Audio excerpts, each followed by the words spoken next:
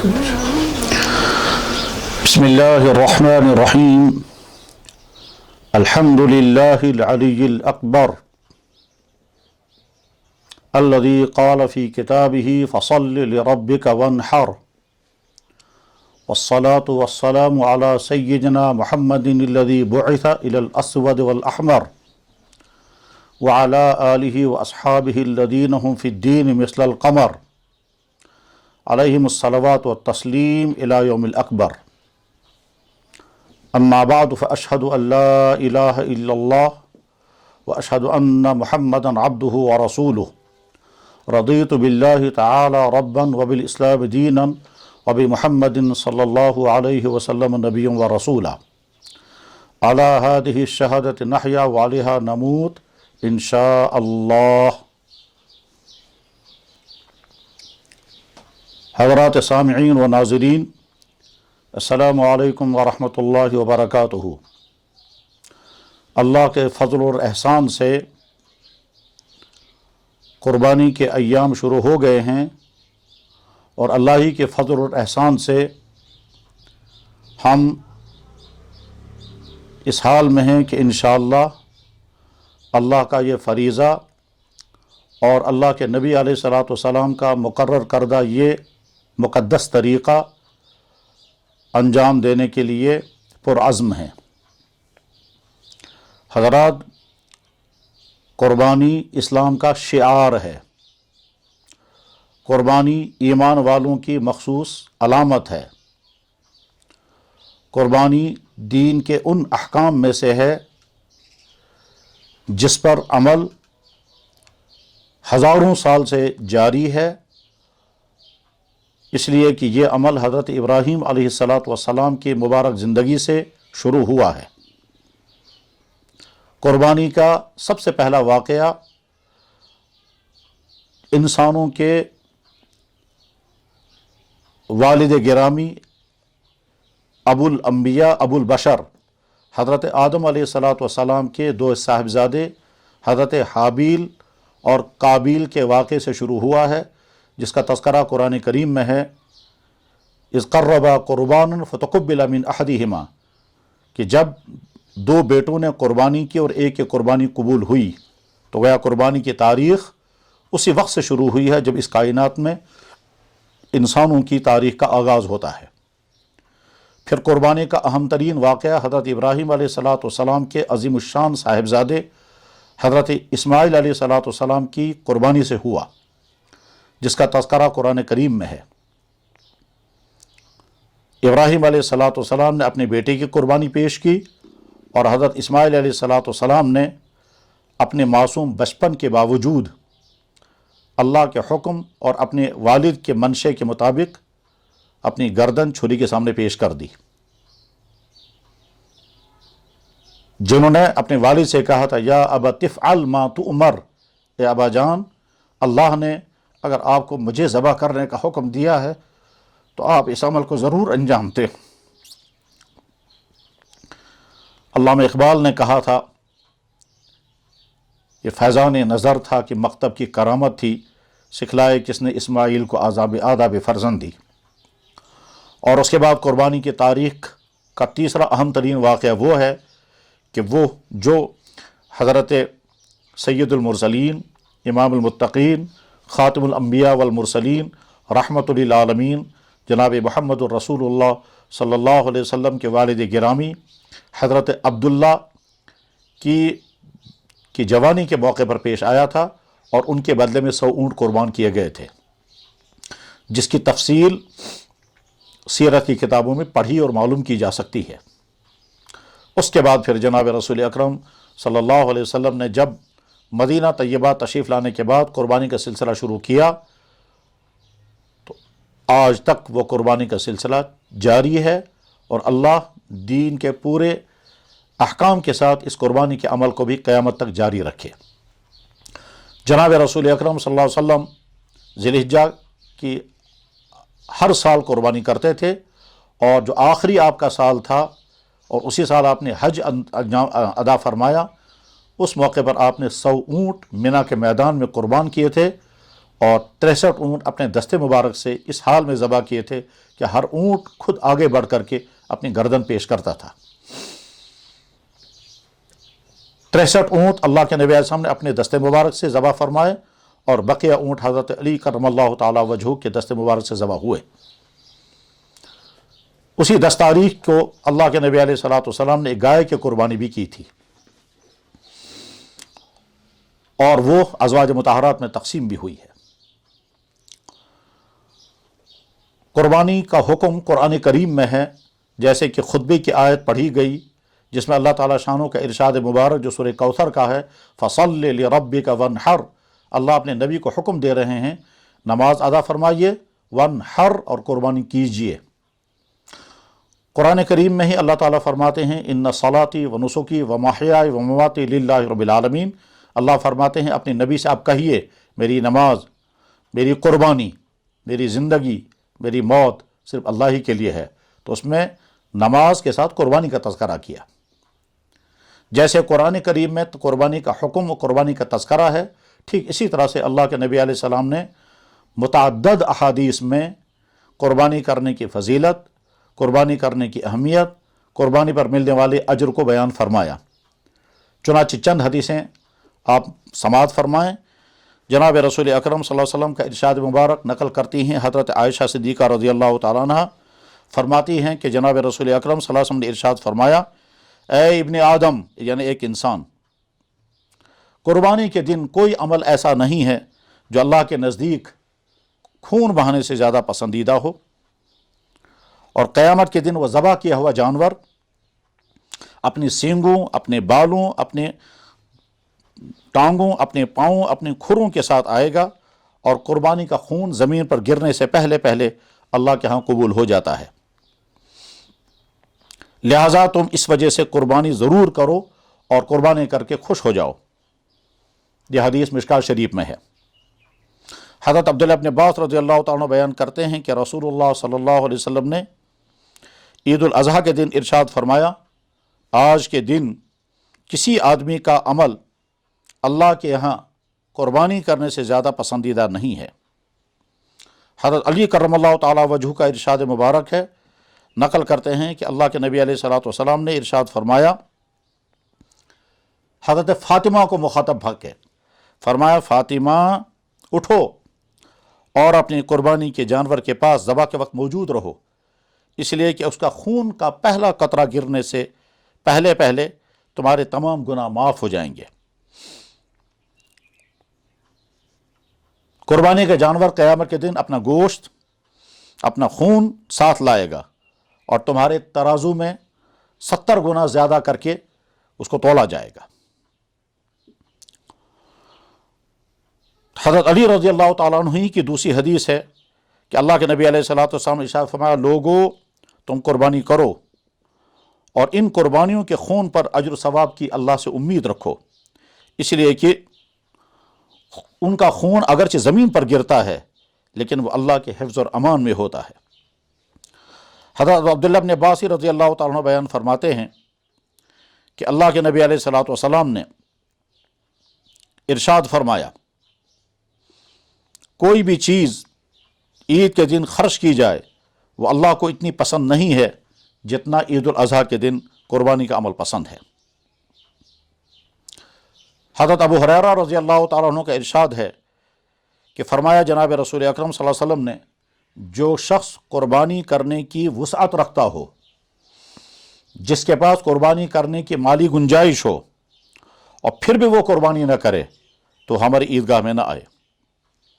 حضرت حسن جو جنت کے جوانوں میں سے ایک سردار ہیں، وہ بیان کرتے ہیں کہ اللہ کے نبی علیہ الصلوۃ والسلام نے ارشاد فرمایا، جو شخص قربانی کرے اور خوش دلی کے ساتھ کرے، اللہ سے ثواب کی امید رکھ کر کے قربانی کرے، تو قیامت کے دن وہ قربانی جہنم اور اس قربانی کرنے والے کے درمیان رکاوٹ بنے گی۔ اور جیسا کہ عام طور پر مشہور ہے کہ قیامت کے دن پلصراط پر قربانی کے جانور سواری کا کام کرے گی۔ اگرچہ اس حدیث کے متعلق مختلف حضرات کے تحفظات ہیں، لیکن اس سے پہلے جو احادیث بیان کی گئی ہیں اس کے علاوہ بھی متعدد احادیث ہیں جن سے قربانی کی اہمیت، اس کی فضیلت، اس کا وجوب اور اس کے لزوم کا بیان سامنے آتا ہے۔ اسی لیے ہر ایمان والے کو جذبہ ہونا چاہیے کہ ہم ضرور قربانی کریں گے، اور اگر قربانی کرنے کی گنجائش ہو، وسعت ہو، اس کے باوجود قربانی نہ کرے تو اس نے دین کے ایک حکم کو ترک کیا، اور اس ترک کرنے کی بنا پر وہ یقیناً گنہگار ہوگا۔ اسلامی اصولوں کے مطابق مسلمان کی مالی اعتبار سے دو قسمیں ہیں۔ ایک مسلمان وہ ہے جس کے پاس اتنی مالی گنجائش ہو جس مالی گنجائش کے نتیجے میں مسلمان پر زکوٰۃ بھی فرض ہوتی ہے، قربانی بھی لازم ہوتی ہے، صدقہ فطر بھی لازم ہوتا ہے۔ اس مسلمان کو اسلام صاحب نصاب قرار دیتا ہے۔ نصاب کے معنی اتنا مال انسان کے پاس موجود ہے جس کے نتیجے میں ہمارا دین اس انسان کو مالدار کا تصور کرتا ہے، صاحب نصاب قرار دے کر اس کو زکوٰۃ ادا کرنے کا حکم دیتا ہے، قربانی کرنے کا حکم دیتا ہے،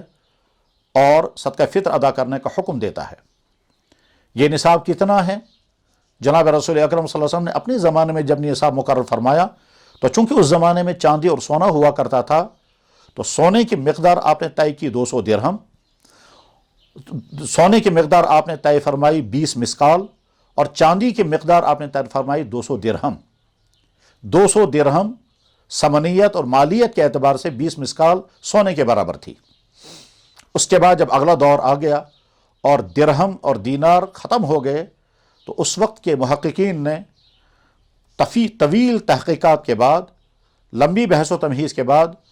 200 درہم کو تولوں میں منتقل کیا اور مسقال کو بھی تولوں میں منتقل کیا، تو ایک محتاط اور معتمد رائے یہ بنی کہ 52.5 تولہ چاندی جس انسان کے پاس ہوگی وہ انسان مالدار ہے، اسی طرح سے جس انسان کے پاس 7.5 تولہ سونا ہوگا وہ مالدار ہوگا۔ دوسرے لفظوں میں اللہ کے نبی علیہ السلام نے جو 200 درہم طے کیے تھے وہ آگے چل کر کے 52.5 تولہ چاندی کے بقدر، اور جو آپ نے 20 مسقال طے کیے تھے وہ آگے چل کر کے 7.5 تولے سونے کے برابر ہو گئے۔ لیکن آج کا زمانہ چونکہ اب تولوں کا نہیں رہا،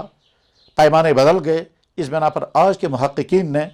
جو محتاط اور معتمد حساب لگایا اس کی روح سے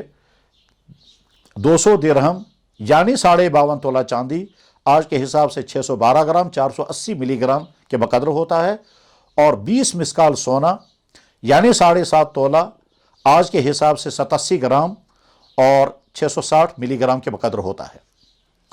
اب آج چونکہ کرنسی نوٹ ہوتے ہیں تو ان کرنسی نوٹوں کی بنیاد پر سوال پیدا ہوتا ہے کہ قربانی کب لازم ہوگی، تو اس کا جواب یہ ہے کہ جس انسان کے پاس اتنی رقم عید کے دن صبح کو موجود ہوگی جس سے وہ 612 گرام چاندی خرید سکے، تو یہ آدمی صاحب نصاب ہے، اس کے ذمہ قربانی لازم ہو جائے گی۔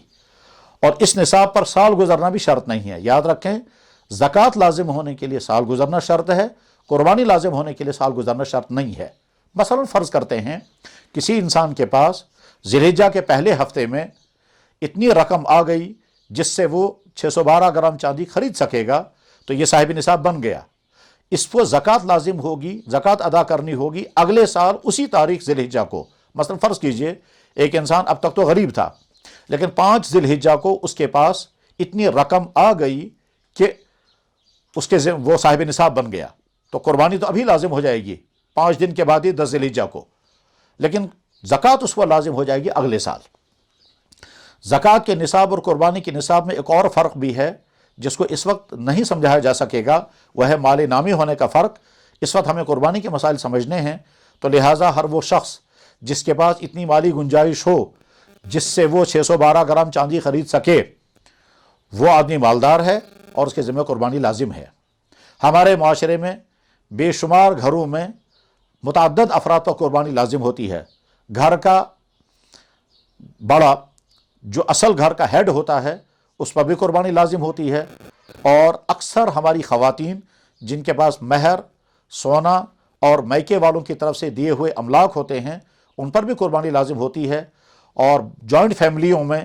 مشترکہ گھروں کے اندر ہمارے بہت سارے بچے جن کے پاس اپنا اکاؤنٹ ہوتا ہے، اپنے پیسے ہوتے ہیں، والدین بعض دفعہ اپنے بچوں کے نام پر سونا چاندی بھی جمع کر کے رکھتے ہیں اور بچوں کے قبضے میں دے دیتے ہیں، تو ان پر بھی قربانی لازم ہوتی ہے۔ اس لیے ہر مسلمان کو سمجھنا چاہیے کہ ہمارے گھر میں جتنے افراد ہیں، ان افراد میں سے کس کس کے ذمہ قربانی لازم ہے، ان تمام کی طرف سے قربانی ادا کرنی ہوگی۔ ایسا نہیں ہونا چاہیے کہ قربانی تو کئی آدمیوں پر واجب ہے اور صرف ایک آدمی کی طرف سے قربانی ادا ہوئی، بقیہ کے ذمہ واجب برقرار رہے گا اور قیامت کے دن اس کا مواخذہ ہوگا۔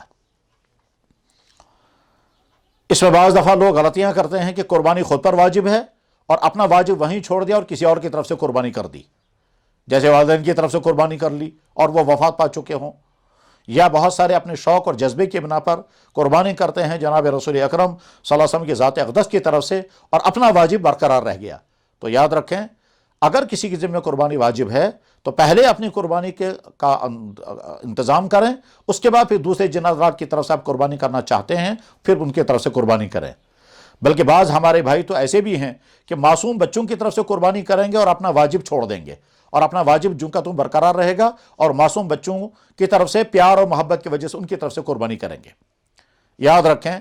ہر مسلمان کو اچھی طرح سے حساب کرنا چاہیے اور اپنے گھر کے افراد کا جائزہ لے کر کے طے کرنا چاہیے ہمارے گھر کے کس کس فرد پر قربانی لازم ہے۔ ہر فرد کی طرف سے قربانی کرنا ضروری ہے اور ہرگز اس میں کوئی کوتاہی نہیں ہونی چاہیے اگر قربانی واجب ہو گئی ہو۔ اور جس آدمی کے پاس مالی گنجائش نہ ہو، وہ اگر قربانی کرے گا اپنے جذبے سے تو اس کو ثواب بہت زیادہ ہے، اگرچہ لازم تو نہیں تھی، اگر اس نے قربانی کی تو ثواب بہت ہے، اور اگر وہ قربانی نہ کرتا تو گناہ نہ تھا۔ لیکن جس کی ذمہ قربانی واجب ہو گئی ہو، اگر وہ قربانی نہیں کرے گا، کیونکہ قرآن کا حکم ہے اور اللہ کے نبی علیہ الصلوۃ والسلام کے متعدد احادیث میں اس کی تاکید اور فضیلت بیان ہوئی ہے، تو جس کی ذمہ قربانی واجب ہے اس فرد کو، چاہے وہ ایک گھر میں رہتے ہوں چاہے الگ الگ گھروں میں رہتے ہوں، قربانی سب کی طرف سے ادا ہونی چاہیے، کسی کی طرف سے کوئی واجب چھوٹنا نہیں چاہیے۔ قربانی کے سلسلے میں جو موجودہ صورتحال ہے، اس میں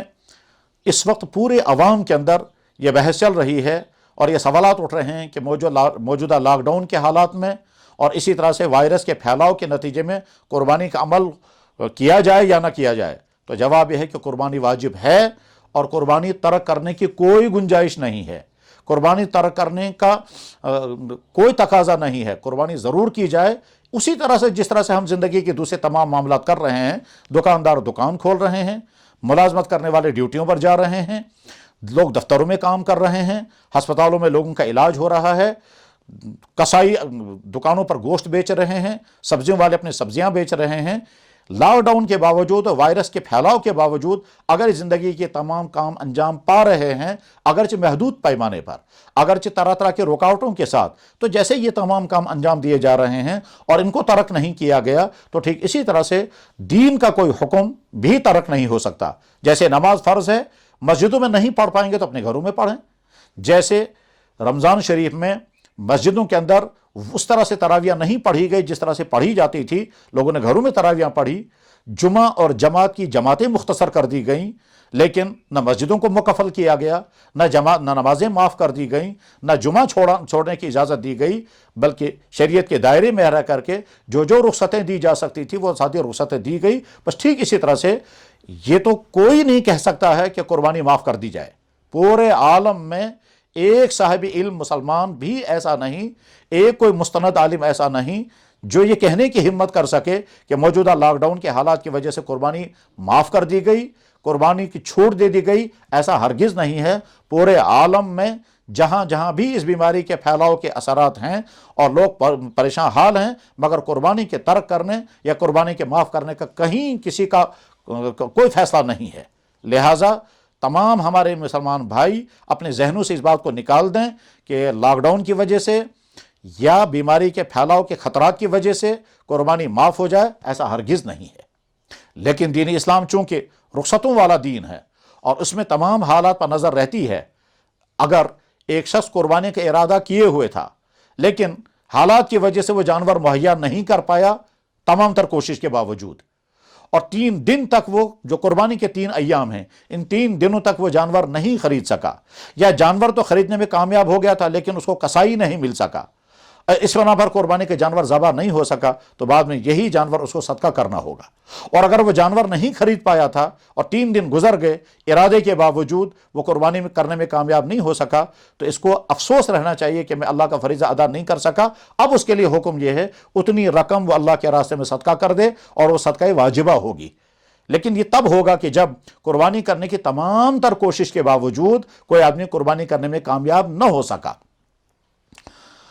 वो तमाम भाई के जो कुर्बानी करने का इरादा कर रहे हैं और करना ही चाहिए, तो उनके सामने भी सवाल यही है। जिन्होंने ज़िंदगी में कभी कुर्बानी नहीं छोड़ी, वो तहिया किए हुए हैं कि हमें कुर्बानी करनी है, अपने घरों में करें। और अगर अपने घरों में कुर्बानी करने में कामयाब नहीं हो पा रहे हैं, तो इसका मुतबादिल और आसान हल ये है कि दूर दराज के उन इलाकों में, जिन इलाकों में वायरस के असरात कम से कम तर हैं, जैसे पहाड़ी इलाके, वहाँ किसी जान पहचान वाले के साथ रब्ता करें और उनसे कहें कि हमारी तरफ से वहाँ कुर्बानी करो और पेमेंट आप कर दें। या इसी तरह से हमारे माशरे में बहुत सारे दीनी इदारे मुसलमानों की तरफ से कुर्बानी का इज्तिमाई इंतज़ाम करने की कोशिशें करते हैं। उन दीनी इदारों से राब्ते कायम किए जाएं और वो दीनी इरादे आपकी तरफ से कुर्बानियाँ करेंगे। फिर वो अपने इदारों में अगर नहीं कर पाएंगे तो चूँकि उनके राब्ते होते हैं अपने तलबा के ज़रिए से, अपने असातिज़ा के ज़रिए से, अपने मुतल्लिकीन के ज़रिए से दूर दराज के इलाकों में, तो मुख्तलिफ पसमानदा इलाकों में वो कुर्बानी करेंगे और आपकी तरफ से कुर्बानी अदा हो जाएगी। तो गोया कुर्बानी के इस फरीज़े को अंजाम देने के लिए एक हल हमारे पास तो यह है कि हम खुद कुर्बानी करें,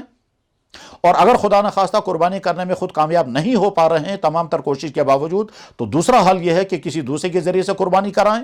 दूसरे के ज़रिए से कुर्बानी कराएं। और इसी मिसाल में अभी अर्ज़ करता हूं कि आज ही रात को इसी कश्मीर के एक नौजवान ने जर्मनी से मुझे फ़ोन करके कहा कि मैं यहाँ कुर्बानी नहीं कर सकता हूँ, मैं कश्मीर में अपने वालिद गिरामी, और उस वालिद को मैं जानता हूँ, उस नौजवान लड़के को भी मैं जानता हूं जो जर्मनी के अंदर PhD कर रहे हैं, मैं उनसे वाकिफ़ हूं। उन्होंने मुझसे पूछा कि मैं अपने वालिद के ज़रिए से कश्मीर में कुर्बानी कराऊं, मेरी कुर्बानी अदा हो जाएगी या नहीं? तो मैंने कहा ज़रूर अदा हो जाएगी। इसी तरह से 3 दिन पहले इसी कश्मीर का एक नौजवान जो अमेरिका में है और वो वहाँ जॉब कर रहे हैं, उन्होंने कहा यहाँ मैं कुर्बानी नहीं कर सकता, न मैं जानवर मुहैया कर सकता हूँ, न कहीं कसाई ला सकता हूँ, तो मैं अपने घर वालों के ज़रिए कुर्बानी कराऊँ। मैंने कहा ज़रूर करा सकते हैं। उन्होंने कहा अगर वो घर वाले वहाँ कुर्बानी न करा पाएँ तो फिर मैंने उनसे कहा कि वो किसी इदारे के ज़रिए से आपकी कुर्बानी कराएँ, और अगर इदारे के ज़रिए से भी नहीं करा सकते हैं तो दूर दराज किसी गाँव में जो उनके जानने वाले हों उनको मुकल्लफ बनाएं, उनको जिम्मेदारी दें कि वहाँ उनकी तरफ से कुर्बानी करें, आप लोग पेमेंट कर दें, कुर्बानी का फरीज़ा अदा हो जाएगा। याद रखें, वकालतन कुर्बानी करना बिल्कुल दुरुस्त है, और उसका सबूत खुद जनाब रसूल अकरम सल्लल्लाहु अलैहि वसल्लम की ज़ात अक़दस से साबित है कि जनाब रसूल अकरम सल्लल्लाहु अलैहि वसल्लम ने ज़िलहिज्जा की 10 तारीख को 10 हज के मौके पर 63 ऊँट अपने दस्ते मुबारक से ज़बह फरमाए और बाकी तमाम हज़रत अली रज़ी अल्लाह तआला के ज़रिए से कुर्बान कराए थे। वही तो वकालतन कुर्बानी थी। ख़वातीन कुर्बानियाँ करते हैं, वो ज़ाहिर अपने हाथों से ज़बह नहीं करती हैं, और यकीनी बात नहीं है कि ख़वातीन जो हैं वो कुर्बानी के जगह पर पहुँच पाएँ, इसलिए कि अगर वहाँ नामहरम लोग होंगे तो ख़वातीन वहाँ जा भी नहीं सकती हैं। तो ख़वातीन की कुर्बानियाँ तो हमेशा वकीलों के ज़रिए से होती हैं, वकील उनका शौहर हो, वकील उनके वालिद हों, वकील उनके औलाद हो, तो कौन बहरहाल वकालतन कुर्बानी करना बिल्कुल दुरुस्त है। इसलिए मैं मुकर्रर अर्ज़ करता हूँ कि कुर्बानी न करने के तसव्वुर को जहनों से निकाल दें, कुर्बानी करने का इरादा पुख्तगी के साथ करें, अपने घर में कुर्बानी करने की कोशिश करें। कामयाब हो गए तो अल्हम्दुलिल्लाह, और अगर कामयाब नहीं हो पाए तो किसी इदारे के ज़रिए से कुर्बानी कराएं, और अगर उसमें भी कामयाब नहीं हो सके तो अपने राब्ते कायम करें दूर दराज के उन इलाकों में जहां इस वायरस के ख़तरात कम से कम तर हैं। जैसे कि खुद यहाँ हमारे कश्मीर में बहुत सारे इलाके ग्रीन जोन हैं और वहाँ कोई वायरस नहीं है, उन इलाकों में कुर्बानी कराएँ। वहाँ कुर्बानी करना भी आसान है और वहाँ गोश्त की तकसीम कारी भी आसान है। हमारे बहुत सारे भाइयों के जहनों में सवाल उभर रहा है कि साहब अगर हम अपने घरों में कुर्बानी करेंगे तो गोश्त तकसीम करना मुश्किल है, और अगर गोश्त लेकर जाएंगे भी तो हो सकता है अगले वाले गोश्त लेना पसंद न करें और वह घबरा जाएं। तो इसका हल भी बहुत आसान है। याद रखें, गोश्त के सिलसिले में, कुर्बानी के गोश्त के सिलसिले में इस्लाम की तरफ से हमें 3 ऑप्शन दिए गए हैं। पहला ऑप्शन ये है कि वह सारा का सारा गोश्त तकसीम कर दिया जाए पड़ोसियों में, रिश्तेदारों में, गरीबों में। चुनाचे जो दूसरी जगहों पर कुर्बानियाँ की जाती हैं वो सारा तो दूसरों में ही तकसीम किया जाता है। ये पहला ऑप्शन है और दुरुस्त ऑप्शन है और अफजल ऑप्शन है। दूसरा ऑप्शन हमारे सामने ये है कि अगर आम हालात में कुर्बानी की जाती है तो कुर्बानी के गोश्त के 3 हिस्से किए जाएं। एक हिस्सा अपने घर के लिए रखा जाए, एक हिस्सा आम गरीबों में तकसीम किया जाए, और एक हिस्सा अपने रिश्तेदारों और अपने पड़ोसों में तकसीम किया जाए। اور تیسرا آپشن یہ ہے کہ قربانی کا سارا گوشت اپنے گھر میں رکھ لیں اور سارا گوشت خود کھائیں اور چاہے عرصے طویل تک اس گوشت کو استعمال کرتے رہیں۔ پہلے زمانے میں لوگ، صحابہ کے زمانے میں لوگ قربانی کا گوشت سکھا کر کے پھر استعمال کرتے تھے۔ چنانچہ احادیث کی کتابوں میں آتا ہے، حضرت ابو سعید خدری رضی اللہ تعالیٰ عنہ بیان کرتے ہیں کہ وہ قربانی کے 1.5 مہینے کے بعد مدینہ طیبہ آئے، کسی سفر میں تھے۔ جب گھر پہنچے ہیں تو گھر والوں نے قربانی کا گوشت پیش کیا، تو وہ حیران ہو کر کہنے کہ یہ قربانی کا گوشت آج کیسے ہے؟ گھر والوں نے کہا کہ ہم نے محفوظ رکھا تھا۔ حضرت ابو سعید خدری رضی اللہ تعالیٰ نے کہا، اللہ کے نبی نے تو منع کیا تھا کہ 3 دن کے علاوہ قربانی کا گوشت جمع نہ کیا جائے، تو اتنے دنوں تک، یہ مہینوں تک یہ گوشت کیسے باقی رہا؟ میں اس کو استعمال نہیں کروں گا۔ ان سے کہا گیا کہ یہاں تو ہر گھر میں قربانی کا گوشت جمع رہتا ہے۔ بعد میں جب انہیں معلومات کی تو پتہ یہ چلا کہ اللہ کے نبی علیہ الصلوۃ والسلام نے ایک مفلوق الحالی کے دور میں حکم دیا تھا کہ بس 3 دن تک کے لیے گوشت اپنے گھر میں رکھو، باقی سارا جو ہے وہ تقسیم کر دو۔ اور جب وہ مفلوق الحالی ختم ہو گئی، پھر بعد میں اجازت دی تھی آپ نے کہ قربانی کا سارا گوشت چاہے اپنے گھر میں استعمال کر سکتے ہیں۔ چنانچہ دنیا میں بے شمار دیندار مسلمان مختلف ملکوں میں قربانی کا گوشت جمع رکھتے ہیں محرم کے مہینے میں۔ حتیٰ کہ ہمارے ایک بزرگ جو ہیں کشمیر میں رہتے ہیں، انہوں نے باہر کے ایک سفر میں ایک ملک میں پہنچ کر کے ربیع الاول کے مہینے میں قربانی کا گوشت وہاں تناول فرمایا، اور انہیں وہ فریزر میں رکھا تھا۔ تو آج کے زمانے میں تو وسائل ہیں، اس لیے اپنے جانور کو ذبح کر کے، اگر آپ قربانی کا گوشت تقسیم نہیں کر پائیں گے یا تقسیم کرنے کے لیے تو آپ تیار ہیں، مگر خطرہ یہ ہے کہ اگلے والے شاید وہ قربانی کا گوشت لینے کے لیے آمادہ نہ ہوں، اور وہ لیں تو بعد میں پھینکنے کا خطرہ ہو، تو مت تقسیم کریں، سارا قربانی کا گوشت اپنے گھر میں رکھ لیں، فریزر میں رکھ لیں، اور تھوڑا تھوڑا نکال کر کے استعمال کرتے رہیں۔ قربانی کے جانور خریدتے ہوئے، ذبح کرتے ہوئے، کھال اتارتے ہوئے، گوشت کو پیک کرتے ہوئے جتنی احتیاطی تدابیر طبی شعبے کی طرف سے بیان کی جا رہی ہیں، وہ تمام احتیاطی تدابیر اچھی طرح سے کریں، یعنی ماسک استعمال کریں، سینیٹائزر استعمال کریں، فاصلے برقرار رکھیں، ہاتھوں میں گلوز استعمال کریں۔ جو کسائی آپ کے ہاں آئے گا قربانی جانور ذبح کرنے کے لیے، اس کو بھی یہ ساری چیزیں استعمال کرائیں۔ ہمارا کام احتیاط کرنا ہے، احتیاطی کا انسان مکلف ہے، اور اس کے بعد پھر حفاظت اللہ کے اپنے اختیار میں ہے۔ ہم اپنے معاشرے میں دیکھ رہے ہیں کہ ہمارا وہ طبی عملہ، وہ ہمارے ڈاکٹر صاحبان اور وہ میڈیکل سٹاف کے لوگ، تمام تر احتیاط کے باوجود کتنے ہمارے بھائی وہ متاثر ہو گئے اور وہ خود پازیٹیو آ گئے۔ تو غرض یہ کہ ان سے زیادہ تو احتیاط کرنے والا کوئی نہیں ہے، وہ تو پی پی ای اور بہت اہتمام کے ساتھ استعمال کرتے ہیں۔ انسان کا کام ہے دوائی استعمال کرنا، پرہیز کرنا، احتیاط کرنا، شفا اللہ کے ہاتھ میں ہے۔ انسان کا کام ہے تمام حفاظتی تدابیر مکمل طور پر اختیار کرنا، اور اس کے بعد پھر نتیجہ اللہ کے ہاتھ میں چھوڑ دینا۔ تو لہٰذا قربانی کے عمل کے دوران جتنی احتیاطیں کی جا سکتی ہوں، اور جتنا طب کی طرف سے بتایا جا رہا ہے، میڈیکل سائنس کی طرف سے، وہ تمام احتیاطیں مزید تاکیدوں کے ساتھ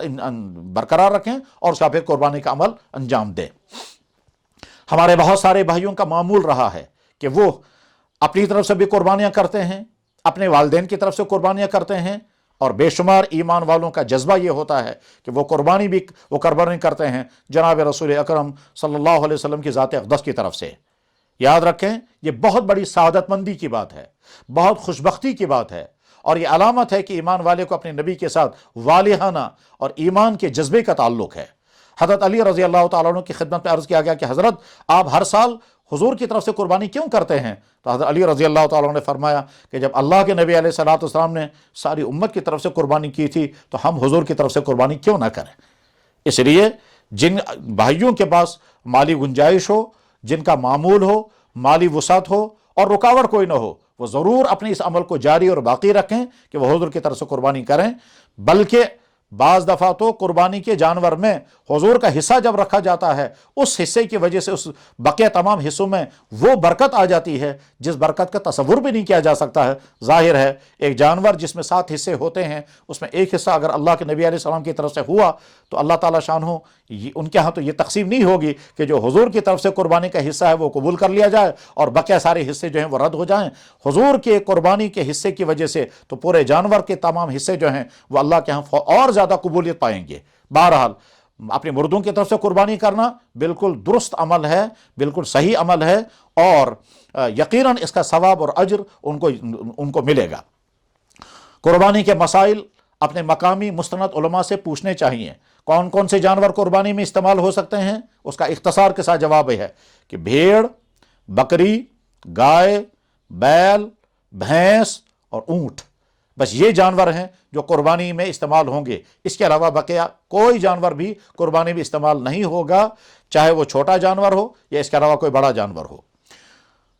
भेड़ और बकरी के लिए शर्त यह है कि ये 1 साल की उम्र का होना चाहिए। अलबत्ता भेड़ के लिए इतनी कंसेशन है कि अगर वो सेहतमंद और फरबा हो और 6 माह का हो, लेकिन देखने में लगता हो कि साल भर का है, तो उसमें गुंजाइश है कि वो 6 माह का भेड़, 6 माह का नर्म या मादा भेड़, उसको ज़बा किया जा सकता है। दुम्बा भी उसी किस्म में से है। लेकिन बकरी के लिए 1 साल का होना शर्त है, गाय और बैल के लिए 2 साल का होना शर्त है, और ऊँट के लिए 5 साल की उम्र का होना शर्त है। और इस सिलसिले में कोताही नहीं होनी चाहिए। बहुत सारे हमारे भाई जो हैं वो जानवर बेचने वालों की बात पर एतमाद कर लेते हैं और जानवर खरीद लेते हैं, और वो अपने जानवर बेचने की लालच में कम उम्र वाले जानवर को कह देते हैं कि ये साल भर का है या 2 साल का है, और ख़रीदने वाला ख़रीद लेता है, और बाज़ दफ़ा वो पूरी उम्र का जानवर नहीं होता है। याद रखें, एहतियात जितनी कर सकते हो हम करें, मालूमात जितनी कर सकते हो करें, और उसके बाद अगर खुदा न खास्ता धोखा दिया गया या धोखा खा गए, या वो समझता था वाकई ये 2 साल का है मगर हकीकत में 2 साल का नहीं था,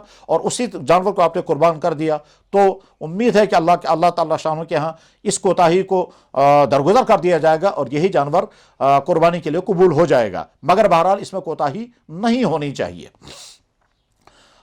अगर किसी शख्स ने किसी अमल की बिना पर कुर्बानी को लाजिम कर लिया हो, जिसको कहते हैं नज़र की कुर्बानी, मसलन कोई आदमी बीमार था और उसने कहा या अल्लाह अगर हमारा ये बीमार सेहतियाब हो गया तो हमें कुर्बानी देंगे, तो ये कुर्बानी वाजिब और नज़र की कुर्बानी है। या बच्चा इम्तिहान दे रहा था, किसी ने नज़र मानी या अल्लाह अगर हमारा बच्चा इम्तिहान में पास हो गया तो हम एक जानवर कुर्बानी करेंगे, इसको नज़र की कुर्बानी कहते हैं। या इसी तरह से किसी और चीज़ पर कुर्बानी को मौकूफ़ किया गया कि या अल्लाह अगर हमारा फ़लाँ मसला हल हो गया, फ़लाँ मुश्किल दूर हो गई, फ़लाँ मुसीबत से नजात मिल गई, फ़लानी परेशानी हट गई, तो हमारे ज़िम्मे कुर्बानी है। ये वाली कुर्बानी वाजिब होती है, और इस कुर्बानी में से गोश्त खुद नहीं रख सकते। ये सारा कुर्बानी कि ये सा गोश्त जो है वो सारा का सारा सदका करना ज़रूरी होगा। और चूंकि आज तकसीम करना बड़ा मुश्किल है और सोसाइटी के अंदर गरीबों को चुनना बड़ा मुश्किल है, इसके लिए सबसे बेहतर यह है किसी इदारे के हवाले कर दिया जाए और वो वहाँ से वो तकसीम कर देंगे, और उसके बाद फिर आप उसका मुकल्लफ नहीं रहेंगे। कुर्बानी का जानवर जब ज़बा हो जाए तो जाहिर है जो ज़बा करने वाला है कसाई, उसको उजरत देनी होगी। तो याद रखें कुर्बानी के जानवर में से कोई चीज़ बतौर उजरत के नहीं दे सकते, न उसके पाए, न उसकी सिरी, न उसकी खाल, न उसका गोश्त। कुर्बानी का जानवर ज़बा करने वाले कसाई उसको अलग से उजरत देनी होगी। और अगर वो हस्बतन लिल्लाह इखलास की बिना पर बगैर मुआवजे के आपके जानवर को ज़बा कर देता है और आपके जानवर के पीस कर देता है, तो ये उसका एहसान है, उसको अजर सवाब मिलेगा। लेकिन अगर उसको मुआवजा दिया जा रहा हो तो मुआवजा खुशदिली के साथ दें, और खुशदिली के साथ मुआवजा देकर अलग से कोई मुआवजा उसे अदा किया जाए। कुर्बानी के जानवरों की खालें, इन खालों का सबसे बेहतरीन मसरफ जो हमारे माशरे में है वो दीनी मदारिस। जिन दीनी मदारिस में दीनी तलबा के खाने का, पीने का, पढ़ाने का, रहने का, किताबों का इंतज़ाम किया जाता है, उन दीनी मदारिस को कुर्बानी की खालें दी जानी चाहिए। और इसके अलावा वो इदारे जो कुर्बानी की खालें जमा करके फिर उनकी कीमत ठीक तरह से खर्च करते हों, सही जगह पर खर्च करते हों, इस्लामी उसूलों के मुताबिक खर्च कर सकते हों, उनको भी कुर्बानी की खालें दी जा सकती हैं। लेकिन उन इदारे वालों के जिम्मेदारों का फ़र्ज़ है कि वो मसाइल को पूछें, मसाइल मालूम करें। ऐसा न हो कि वो कुर्बानी की खालें जमा करें। जैसे बहुत सारे बैतुल माल के हमारे अफराद, जज्बा बड़ा नेक है, इरादे बड़े पुख्ता हैं, मगर मालूमात सही नहीं है, इस बिना पर ज़कातें जमा करते हैं और उन जगहों पर खर्च करते हैं जहाँ ज़कात खर्च नहीं होते। कि कुर्बानी की खालें जमा करेंगे, उनको बेचकर रकम उन जगहों पर खर्च करते हैं जहाँ वो रकम खर्च करना दुरुस्त नहीं है। तो अव्वलन तो कुर्बानी की खालें मदारिस इस्लामिया को देनी चाहिए, उन मदारिस इस्लामिया को जहाँ गरीब, मिस्कीन, मोहताज, मफलूकुल हाल बच्चों के पढ़ाने का, दीनी तालीम पढ़ाने का, रहने का, खाने का इंतज़ाम किया जाता है, उनके हवाले कर दें। और उन मदरसा वालों की जिम्मेदारों की भी जिम्मेदारी है कि वो कुर्बानी और ज़कात वगैरह जो सदकात वाजिबा हैं उनको ठीक तरह से खर्च करें। जाहिर सी बात है वो जब दीन का काम कर रहे हैं, दीनी मदारिस चला रहे हैं, तो दीनी मदारिस चलाते हुए मालियात के बाब में इस्लामी अहकाम की पामाली करके, इस्लामी अहकाम से एराज़ करके अगर वो दीन का काम करेंगे तो उसमें न खैर होगी, न बरकत होगी, न अल्लाह के यहाँ कबूलियत होगी, बल्कि ऊपर से मुआखज़ा भी होगा। बहरहाल कुर्बानी के खालों का मसला इख्तिसार के साथ अर्ज़ कर दिया गया। दुनिया की हर कौम इबादतों में एक अहम तरीन इबादत जानवर को اپنے معبودوں کے نام پر ذبح کرتے ہیں۔ عرب کے مشرکین بتوں کے نام پر جانور ذبح کیا کرتے تھے، دوسری قومیں بھی بلیاں دیا کرتی تھی۔ اسلام نے قربانی کے عمل کو اللہ کے لیے مخصوص کیا، جیسے عبادت خالص اللہ کے لیے ہے، سجدہ خالص اللہ کے لیے ہے، تو تمام عبادتیں خالص اللہ کے لیے ہیں، ٹھیک اسی طرح سے قربانی بھی خالص اللہ ہی کے لیے ہے، اور دوسرے کسی مخلوق کے نام پر قربانی نہیں کی جا سکتی۔ قربانی اللہ کے لیے ہوگی، اللہ کے قرب کے لیے ہوگی۔ یہ تو قربانی کا لفظ نکلا یہ تقرب سے، تقرب کے معنی وہ عمل جس عمل کے ذریعے سے ہم اللہ کا قرب پائیں گے، اللہ کی نزدیکی پائیں گے، اللہ کے رحمت کو اپنی طرف متوجہ کریں گے۔ بہرحال قربانی کے ان چند ضروری امور کے متعلق اس وقت گفتگو کرنی تھی۔ اس سلسلے میں کچھ مزید گفتگو آئندہ کسی مجلس میں کی جائے گی۔ اللہ تعالیٰ شانہ کہنے والے کو بھی اور سننے والے بھائیوں کو بھی صحیح دین کا فہم عطا فرمائے، دین کے ایک عمل کرنے پر جذبہ عطا فرمائے، اور جذبے کے باوجود اگر قربانی کرنے میں کامیاب نہ ہو سکے تو اس کوتاہی پر اللہ تعالیٰ مواخذہ نہ فرمائے، معاف فرمائیں، اور اس کے بعد پھر اگر قربانی نہ کر سکیں تو اللہ تعالیٰ توفیق عطا فرمائیں، اتنی رقوم اللہ کے راستے میں خرچ کریں۔ قربانی کے سلسلے میں آخری بات جو عرض کرنی ہے وہ یہ کہ قربانی کا جو چھوٹا جانور ہے وہ ایک آدمی کی طرف سے ہوگا، پورے گھر کی طرف سے ہرگز نہیں ہوگا، اور قربانی کا جو بڑا جانور ہے یعنی گائے، بیل، بھینس، یہ 7 آدمیوں کی طرف سے ہوں گے، چاہے وہ 7 آدمی ایک گھر کے ہوں، چاہے وہ 7 آدمی مختلف گھروں کے ہوں، 7 کی طرف سے بس یہ طے ہے، اور اس میں نہ کمی کی۔ قربانی وہ جانور کے جو 7 آدمی کی طرف سے ہوگا، اگر 7 آدمی کرنا چاہیں 7 کر سکتے ہیں، 6 آدمی کرنا چاہیں 6 کر سکتے ہیں، 5 آدمی کرنا چاہیں 5 بھی کر سکتے ہیں، لیکن اگر 7 آدمی کریں گے تو حصے برابر ہونے چاہیے، رقمیں خوش دلی کے ساتھ ادا کی جانی چاہیے، اس میں مالیات میں کوئی کوتاہی نہیں کی جانی چاہیے۔ قرآن کریم کی آیت پڑھ کر کے میں بات ختم کرتا ہوں۔ اللہ جل شانہ نے ارشاد فرمایا، اعوذ باللہ من الشیطان الرجیم، بسم اللہ الرحمن الرحیم، انا اعطیناک الکوثر فصل لربک وانحر ان شانئک هو الابتر۔ اللہ جل شانہ اپنے نبی کو مخاطب فرما کے کہتے ہیں، ہم نے آپ کو حوض کوثر عطا کیا، انا اعطیناک الکوثر، ہم نے آپ کو حوض کوثر عطا کیا،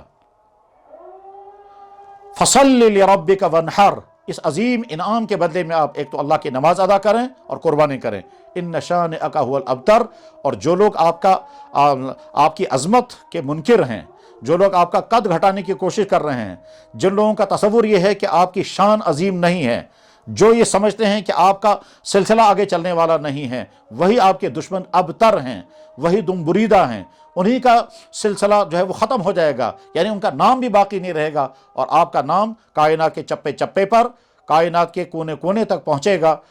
اللہ جل شانہ نے فصل لرب وانحر فرما کر کے حضور کو قربانی کا حکم دیا، اور پھر اللہ نے اپنے نبی سے فرمایا، قل، آپ کہیے، ان صلاتی و نسکی و محیای و مماتی للہ رب العالمین، میری نماز، میری قربانی، میری زندگی، میرا دنیا سے رخصت ہونا، سب اللہ کے لیے ہے، ہمارا سب کچھ اللہ کے لیے ہے۔ اللہ ہمیں اس دین پر قائم رکھے،